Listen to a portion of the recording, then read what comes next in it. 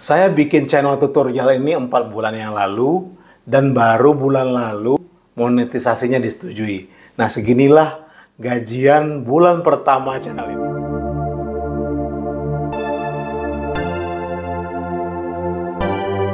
Halo semua, jumpa lagi. Kali ini saya akan ngasih update nih tentang perkembangan channel ini. Kenapa sih saya bikin channel tutorial? Padahal channel tutorial ini adalah suatu channel yang topiknya bukan salah satu yang populer di dunia YouTube. Di antara YouTube. Yang populer itu misalnya hiburan, ya, traveling, kuliner, ASMR, beauty, dan lain sebagainya. Nah, alasan utama saya adalah saya bikin channel tutorial ini bisa menjadi jembatan buat siapapun yang sedang belajar YouTube channel, yang belajar bikin konten, yang belajar ngupload, bisa nanya-nanya gitu ya. Karena kebetulan karena pekerjaan saya di digital agency, saya punya beberapa pengalaman lah, pengetahuan yang mungkin bisa dibagi terkait dengan YouTube. Selain itu, sebetulnya yang bikin saya gregetan adalah saya perhatikan channel-channel tutorial yang lain, tidak semuanya ya. Itu kadang-kadang saya lihat kontennya, isinya ada yang ngarang-ngarang gitu. Ada yang mitos aja yang diceritain. Sementara di YouTube sendiri nggak ada peraturan itu. Misalnya nih, banyak banget channel tutorial yang saya lihat, wah jangan melakukan ini, nanti channelnya rusak. Jangan melakukan itu, channelnya rusak. Gitu. Ini nggak boleh, itu nggak boleh. Ya, misalnya contohnya nih, jangan menghapus konten, nanti rusak algoritmanya. Siapa yang bilang? YouTube nggak pernah bilang kok. Ya, kita boleh aja menghapus konten, terserah kita. Siapapun yang pernah di-demonetize channelnya, tiba-tiba dihentikan monetisasinya. Nah, YouTube kan ngasih notifikasi tuh. Channel Anda didemonetisasi karena konten berulang. Kalau ingin mengajukan lagi ke program monetisasi, yang harus dilakukan adalah silakan dihapus konten-konten yang Anda rasa konten berulang atau reuse konten. YouTube aja nyuruh kok. Kalau menghapus konten akan merusak channel, pasti YouTube akan nyaranin gini. Konten yang Anda anggap berulang, Anda private aja deh, private aja gitu. Jangan dihapus gitu. Nggak kan? Jadi boleh menghapus terserah kita. Ada lagi yang bilang kalau kena copyright, misalnya copyright claim atau mungkin juga copyright strike, terutama copyright claim yang banyak kejadiannya, dihapus aja tuh. Karena alasannya ada yang bilang kalau kena copyright itu akan merusak channel. Siapa yang bilang? Nggak ada urusannya. Justru kalau dihapus, kita nggak bisa ngapa-ngapain. Nah, di konten sebelumnya saya udah jelasin. Kalau kena copyright, misalnya musiknya kena copyright, ya diganti aja musiknya. Ada toolsnya di YouTube. Atau dibisukan. Jadi jangan dihapus. Nah, banyak nih mitos-mitos ini yang beredar. Ya. Nah, saya pikir konten kreator pemula perlu mendapat informasi atau tips yang benar gitu. Karena algoritma YouTube tuh udah keren banget sebenarnya. Sudah bisa mengakomodasi semua masalah yang ada muncul dari konten kreator yang juga baru amatir, yang baru mulai. Jadi kalau hanya karena dihapus aja channel kita rusak, nggak ada tuh.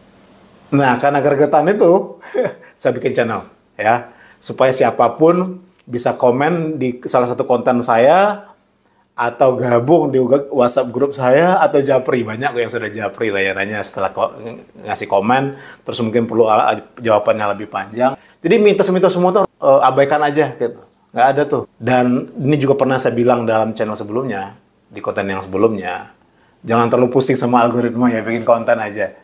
Tugas kita bikin konten, yang ngurusin algoritma itu YouTube, oke? Terus alasan kedua, selain alasan teknis yang mitos-mitos tadi itu, yang jawabannya asal, yang ngarang tadi itu, yang kedua alasan saya adalah, ada beberapa channel tutorial yang menggampangkan semua hal. Misalnya, tips cara gampang monetisasi dalam 1 bulan. Cara memenuhi jam tayang dalam 1 bulan. Cara dapat 200 juta sebulan. Yang faktanya juga nggak bisa gitu. Kalaupun dia bisa, ya, yang ngomong itu bisa. Karena dia sudah punya pengalaman sebelumnya, atau dipromosiin di channel-channel besar yang sudah dia punya. Tapi buat pemula, itu nggak mendidik menurut saya. Saya mau bilang apa adanya aja sih ya. Jadi konten kreator itu tidak gampang. Tapi bukan mustahil. Bikin YouTube channel itu tidak gampang. Tapi tidak mustahil kita mau mempelajarinya dan mau belajar. Kalau saya sih ngomong apa adanya aja. Saya nggak mau orang klik video saya bilang karena ini gampang, ternyata tidak gampang. Akhirnya apa? Yang ada malah frustasi. Akhirnya nggak jadi bikin channel. Itu artinya kan sebenarnya kita nggak mau memotivasi konten kreator yang lain, YouTuber pemula yang lain. Saya benar-benar ingin membantu. Karena kebetulan, karena saya pernah bekerja di MCN agensi digital yang diberi izin, lisensi oleh YouTube, oleh Google, dalam membantu para YouTuber untuk membangun dan mengembangkan channelnya. Paling tidak ada 700 channel yang sudah saya bantu. Dan masing-masing itu pasti punya masalah yang sama. Nggak ada tuh saya bilang kalau menghapus konten akan merusak channel, nggak ada. Karena orang YouTube sendiri nggak pernah bilang. Kebetulan punya pengalaman yang agak lebih di bidang ini. Saya buka channel ini. Mungkin juga saya tidak akan bikin konten tiap hari. Saya akan hanya bikin konten kalau ada dapat topik yang signifikan. Saya kalau bikin terlalu produktif, siapa tahu hanya mengulang-ulang hal yang sama kan? Ngapain? Karena saya bikin channel ini hanya untuk menjadi jembatan. Buat siapapun yang mau nanya. Karena waktu bergabung menjadi MCN Agency, kan saya sudah mengikuti sertifikasi macam-macam.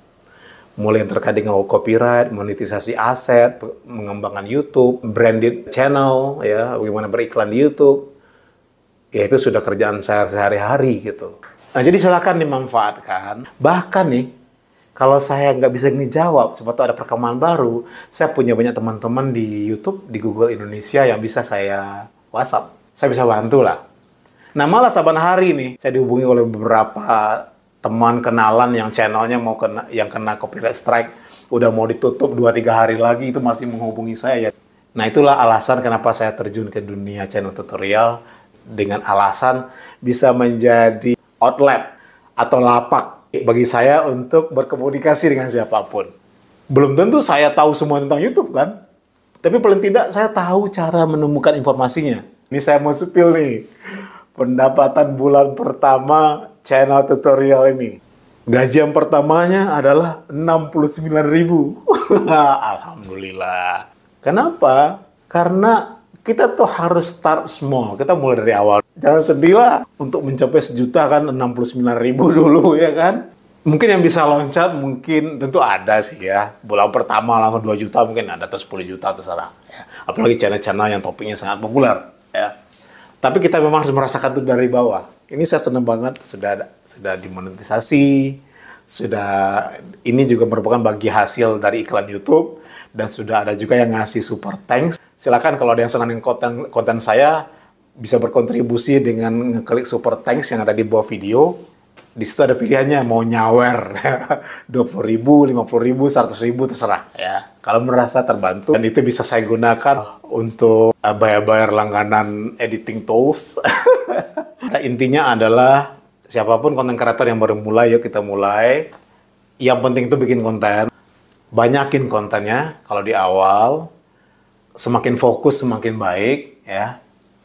Walaupun kita belum langsung menemukan, sebetulnya kita spesifiknya di mana gitu.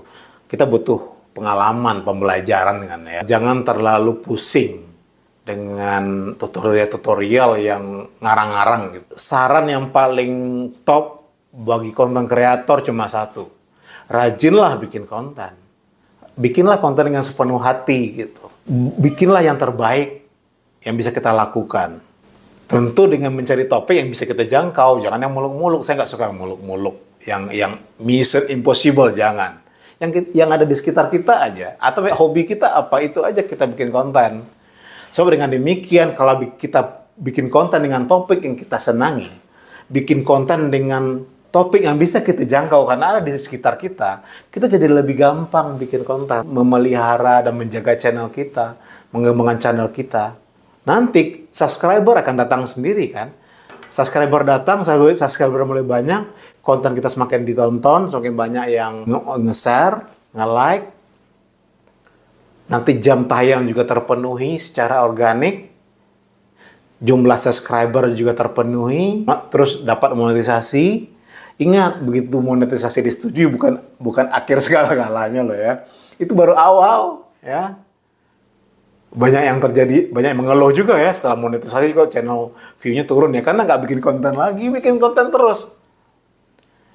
Istilahnya nih kalau kita bawa mobil atau bawa motor sebelum monetisasi kita speednya tuh 40 km per jam.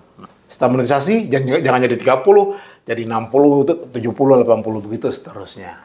Selamat berkarya dan sampai jumpa lagi.